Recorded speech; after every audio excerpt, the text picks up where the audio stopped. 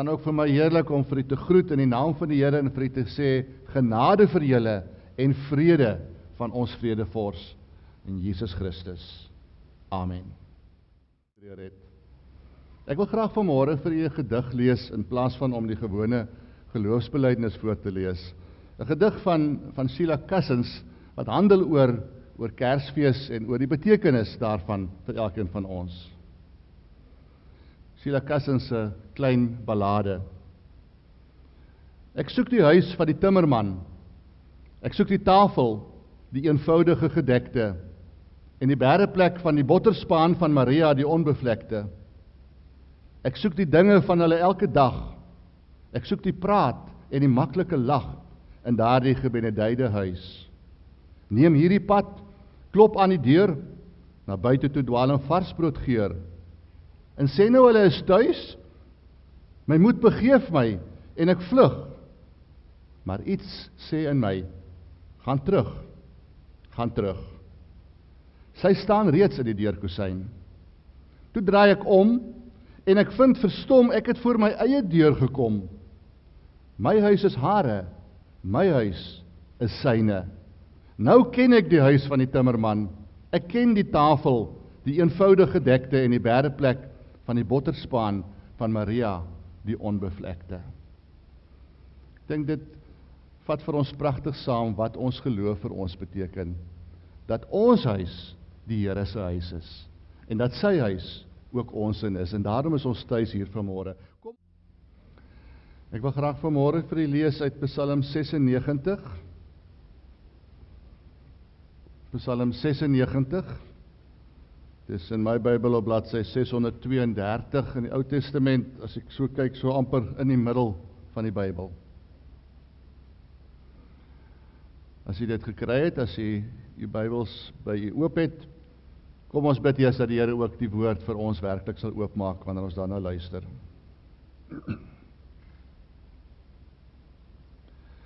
Dierbare Here Jesus Christus, baie dankie dat ons kan sing van die wonderlike gebeure van u geboorte. Dat ons reeds kan uitsien daarna om volgende Sondag u verjaarsdag te vier. Baie dankie dat u dit vir ons so sigbaar geïllustreer het vanmôre met die doop aan 'n klein kindjie. Wil u dan nou ook hierdie woord vir ons baie duidelik oopbreek? Want wanneer dit by geloofsake kom, bly ons maar kinders, wat partykeer moeilik verstaan wat u vir ons wil sê. Wat veral wanneer die lewe vir ons begin donker raak, wat sukkel om lig te vind uit u woord uit. En daarom is ons gebed maar net dat u vir elkeen van ons wat hier is vanmôre iets sal gee om met ons saam te vat, genoeg sal gee, dat ons dit ook kan deel met hulle wat dalk vanmôre nie hier kon wees nie. Ja, dat hierdie tyd vir ons werklik waar 'n vreugdetyd mag wees. Ons bid dat u oral waar die woord vanmôre uitgaan, dat u daar self die verkondiger sal wees en die hulpeloosheid en die gebreke van die predikers sal bedek deur die krag en die werking van u Gees. In Jesus se naam. Amen. Psalm 96. Sing 'n nuwe lied tot eer van die Here. Sing tot eer van die Here, almal op aarde. Sing tot eer van die Here, prys sy naam. Verkondig elke dag sy reddingsdade. Vertel die nasies van sy mag, al die volke van sy magtige dade. Die Here is groot, al die lof kom hom toe. Hy moet gevrees word bo alle gode. Al die gode van die volke is niks. Dit is die Here wat die hemele gemaak het. Majesteit en luister straal van hom uit. Krag en glans vul sy heiligdom. Prys die Here alle volke, prys die Here om sy eer en mag.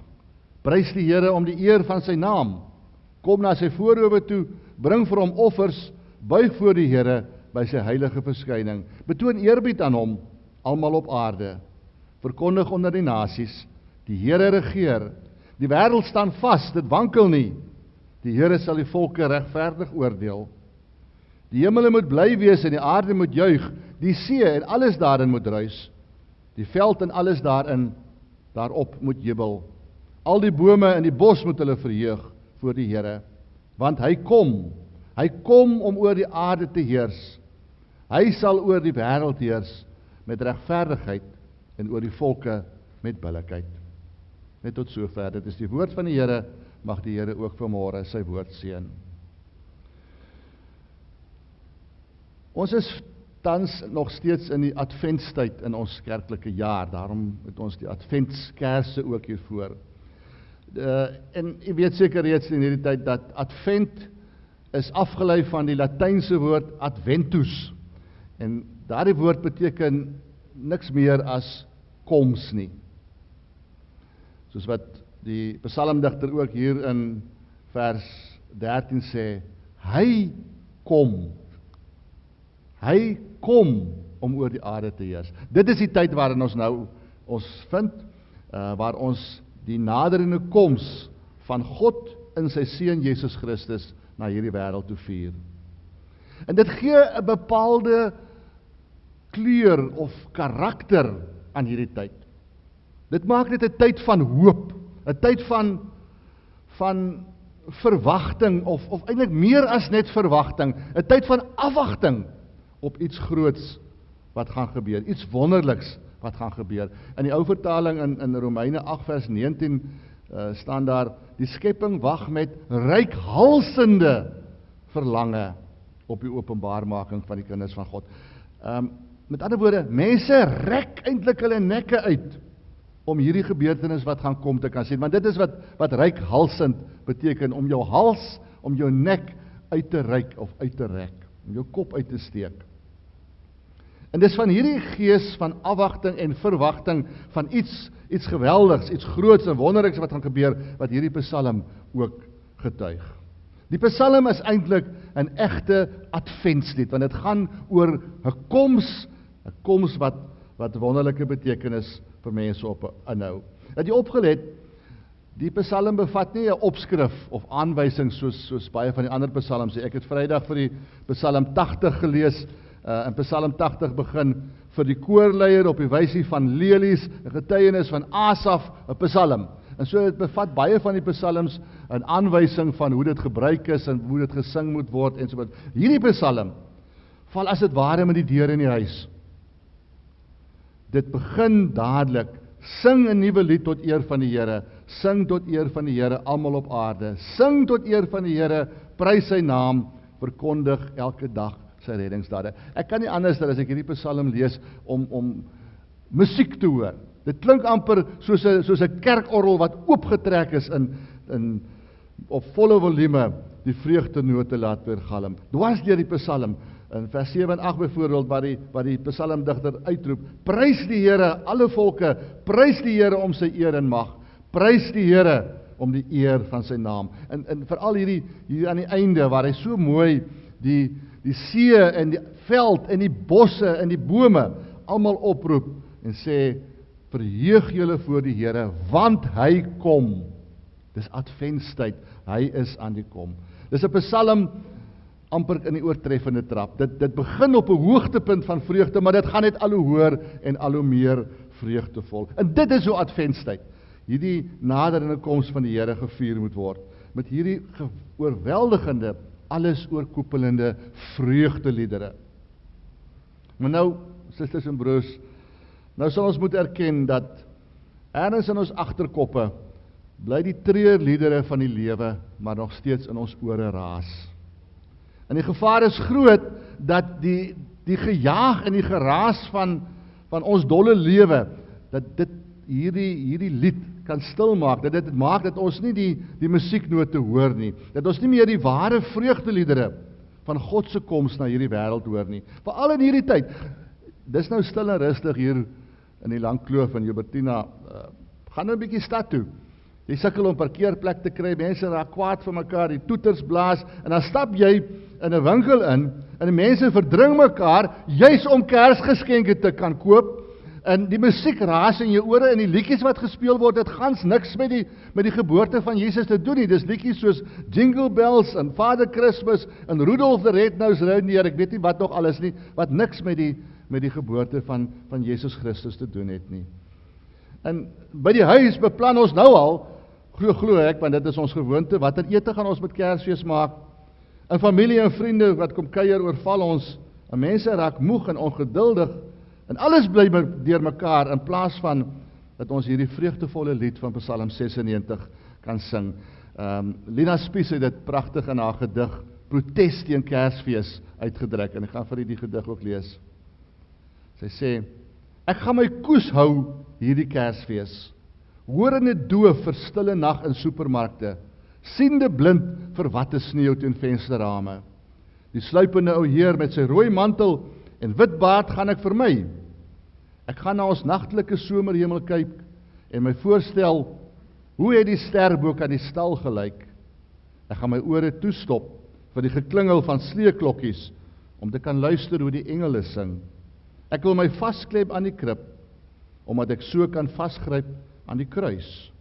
Koningshulde, wierook, mirre, goud, uiteindelik geselsla, doringkroon, vloekhout. Die geraas van die wêreld, selfs al gaan dit oor Kersfees, kan ons ore verdoof vir die ware lied van Kersfees. En dan het ek nog nie eers verwys na die algemene wanorde wat daar in die wêreld heers nie. Ons het nou hier in die konsistorie gehoor van hoe daar laas nag by die ouete huis blykbaar voertuig gesteel is, een van hierdie elektriese skooters gesteel is en bande gesteel is, en so dat selfs hier op die platteland waar dit so rustig is daar nog steeds wanorde wat gebeur. Die geweld, die oorlog, die misdaad, die moord en doodslag waarvan ons koerante en media so vol is, en wat jaar na jaar al hoe erger raak. En wat op 'n ouend maak dat ons die lied van die engele, vrede op aarde, dat ons dit nie meer kan hoor nie. En dan is die vraag, hoe kry hierdie psalmdigter dit reg? Om sy vreugdelied so helder en so duidelik aan te hef. Wat is sy geheim? Wat weet hy wat ons nie weet nie? En ek dink die sleutel daarvoor is in vers 10, waar hy sê, verkondig onder die nasies, die Here regeer, die wêreld staan vas, dit wankel nie. Die Here sal die volke regverdig oordeel. En hy herhaal dit eintlik in vers 13, as hy sê, hy kom, sy advent, hy kom om oor die aarde te heers, en hy sal oor die wêreld heers met regverdigheid, en oor die volke met billikheid. Nou, om dit te kan verstaan, wil ek vir u net so klein bietjie verduidelik, of iets sê oor die staatsbestel van destyds, want ons moet dit weet, om te kan begryp, hoekom hierdie die sleutel is vir die psalmdigter se vreugde en die liedere wat hy sing. Ons ken nie vandag eintlik meer 'n koning of 'n koninkryk nie. Ons is mos gewoond aan 'n sogenaamde demokrasie waar almal veronderstel is om seggenskap te hê in die regering. Nie dat dit altyd so gebeur nie. Maar in die tyd van die Ou Testament het al die regeringsmag in die koning gesetel. Hy kon wette maak en hy kon belastings instel, hy kon verhore hou en hy kon straf toepas. Hy het wel 'n paar ministers aangestel om sy werk vir hom te doen, maar hulle het eintlik sê gehad en as hy wou dat hy sommer van hulle ook ontslaag geraak. Hy het as dit ware die lewens van al sy onderdane in sy hand gehad. As 'n mens die wêreldbeskouing van daardie tyd wou vereenvoudig, dan kom dit daarop neer dat daar 3 groepe of 3 vlakke was. Heel onder was die gewone mense, die gewone volk, en bokant weer was die gode. En verskillende volkere het partykeer baie gode gehad. Die Israeliete was die enigste volk wat maar een ware God erken het. Maar by hulle almal, die mense wat afgode aanbid het en ook by die Israeliete, het die koning in die middel gestaan, tussen die volk, tussen die gode of God dan en die volk hieronder. En die koning was dus as dit ware die verteenwoordiger van God of van die gode by die mense, en hy was die verteenwoordiger van die mense weer by God. Dit was ook die geval in Israel. So, al het die koning sy mag misbruik en het dit sleg gegaan met die volk, sou hulle nie sommer teen hom in ons opstand kom nie, want hulle het aanvaar. Hy kry sy mag en sy gesag van die gode af. Ook in Israel het dit gebeur. Baie selde het die volk teen 'n koning in opstand gekom. Hy is die een wat al die mag gehad het, en hy kon regeer, al was hy ook hoe onregverdig en hoe wreed. En daarom was dit vir die volk altyd belangrik, as 'n nuwe koning aan bewind kom, dat hulle wou weet, hoe sou hy nou regeer? Sal dit nou met ons beter gaan, of sal dit met ons slegter gaan? En dis wat die psalmdigter hier eintlik ontdek, wat hy vir ons wil sê. God, die God van Israel en Abraham en Isak en Jakob, die ware God, die een wat die aarde gemaak het en wat al die mag daaroor het, is ook die ware koning van die wêreld. Hy is die een wat al die mag het. Hy kom terug na die wêreld. En sy koms is eintlik niks minder as sy troonsbestuiging. En dit is wat die psalmdigter laat sing. Nou sal dit weer goed gaan met die volk. Hierdie aardse konings se mag is beperk. Net God se mag is onbeperk. En hy kom om weer op die troon van die wêreld te sit. Hy regeer en hy kom om as regter te oordeel, maar sy oordeel is regverdig en billik. U sien wat die psalmdigter eintlik dan ontdek is, God het die onmoontlike kom moontlik maak. In die tye toe Israel onderdruk is daar baie keer gelag en gespot met hulle God, en het dit onmoontlik gelyk dat hulle ooit weer as volk herstel sou word. En tog het God elke keer wanneer die mense vir hom gelag het, en wanneer hulle gesê het, dis onmoontlik dat dinge kan verander, het God die onmoontlike moontlik gemaak en dit laat gebeur in sy volk kom red. Dink maar aan Abraham en Sarah, hoe hulle gelag het toe, ek dink Abraham was amper al 100 jaar toe die Here weer vir hulle gesê het, dis dat hulle 'n kindjie sal hê. En hulle gedink het, maar dis mos onmoontlik in ons ouderdom. En 9 maande later, toe is Isak gebore. Belsasar, een van die konings wat die Israeliete in ballingskap, of oor hulle regeer toe hulle in ballingskap was, het gedink dat dis onmoontlik dat hy sy mag kan verloor. Toe kom God op die muur skryf, en hy sê vir hom, ek het jou getel, het ek jou geweeg en ek jou te lig bevind. En daardie selfde nag het nie net sy mag verdwyn nie, maar God het ook sy lewe van hom weggeneem. God kom, dit is wat ons vier in hierdie tyd. Hy kom met Kersfees as 'n kindjie wat gebore word in 'n krib, maar daardie krib is niks minder as sy troon nie. Hy kom om weer te bewys dat hy sake kan omkeer, dat hy die onmoontlike moontlik kan maak. Hy regeer, hy het alle mag. Kan ek vir julle 'n geheim vertel?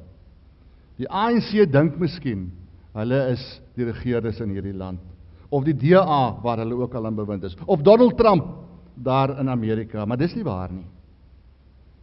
Die mag wat hulle het, sal hulle maar vir 'n kort tydjie behou. Die ware regerer, die een wat almagtig is God. En hy is aan die kom na hierdie wêreld toe, en dit is die volle betekenis van Adventstyd, van die koms van God met Kersfees. En daarom al raas die wêreld in ons ore, en al is daar soveel dinge wat nog in wanorde is, en soveel dinge wat ons vreugde demp, kan ons sing in hierdie tyd, kan ons bly wees, kan ons vrolik wees. Voor Jesus se geboorte het Johannes ook reeds verkondig, die koninkryk van God het naby gekom. En dit is belangrik dat ons dit weet. Die een wat werklik regeer, hy kom na hierdie wêreld toe, want in Jesus het God die troon van die wêreld bestyg. Die mees onmoontlike het werklikheid geword met sy koms, want God en die mens kon weer met mekaar versoen raak. Dit was die een ding wat van die mense kant af totaal onmoontlik was. Die mense het baie keer probeer, dink maar aan die toring van Babel, toe hulle probeer het om op te klim tot by die hemel. Vir die mens was dit altyd onmoontlik dat daar weer versoening sou plaasvind. Maar met die koms van Jesus Christus het hierdie onmoontlike werklikheid geword, toe hy die sonde van ons almal op hom geneem het. Dis die vrede op aarde, waarvan die engele gesing het, en waarvan ons vandag ook nog kan sing. En daarom kan ons veral in hierdie tyd alles na hom toe bring wat ons ongelukkig maak, en weet dat hy sal luister. Ons kan ons harte oopmaak teenoor hom, ons kan met hom deel alles wat ons pla en wat ons laat swaar kry. En as ons dit in die geloof by hom geklaar het, dan kan ons maar net vertrou dat hy ook die mag het. Nee, dat hy ook die wil het, dat hy regverdig is, en dat hy ons almal reg wil bewys. En dan moet ons ook maar net weer stil raak en die lied van sy koms hoor. 'n Lied wat sy mag, sy almag besing. Die Here is groot, al die lof kom hom toe. Ontzagwekkend is hy bo alle gode, en bo alle regeerders en politieke partye en presidente van hierdie bestel. Majesteit en luister straal van hom uit. Krag en glans vul sy heiligdom. Dis 'n lied wat die troonsbestuiging van God besing. En ons mag nie toelaat dat die gedruis van die wêreld ons ore doof maak vir hierdie lied nie. Ek het een keer gelees, en daarmee wil ek afsluit, van 'n gelowige vrou wat vir 'n baie kort tydjie met 'n volslae ateïs uitgegaan het. Hulle verhouding het op die oudheid nie uitgewerk nie, juis as gevolg van hulle geloofsverskille, maar sy het altyd gesê, daar het een ding by haar bygebly wat hy op 'n keer gesê het. Hy het vir haar gesê, julle Christene is die enigste mense wat sê dat julle glo in 'n almagtige God. Tog bly julle kla en bekommerd wees oor alles wat verkeerd is. Dan glo julle mos nie werklik dat hy almagtig is om alles te kan verander, om die onmoontlike moontlik te maak nie. Dat ons dan in hierdie tyd weer luister in die lied van God se koms hoor, dat ons dit kan saam sing, nie net hier met Kersfees nie, maar dat ons ook met daardie lied in die nuwe jaar kan ingaan. Amen. Kom ons bid saam.